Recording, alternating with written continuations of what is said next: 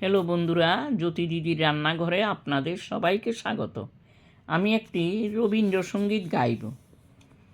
উড়ে উড়ে উড়ে আমার মন মেতেছে, উড়ে উড়ে উড়ে আমার মন মেতেছে, তারে আজ থামায় কে রে, সে যে আকাশ পানে হাত পেতেছে, তারে আজ নামায় কে রে, উড়ে উড়ে উড়ে আমার মন মেতেছে, উড়ে উড়ে উড়ে আমার মন মেতেছে, আমারে থামায় কে রে, উড়ে উড়ে উড়ে আমার মন মেতেছে।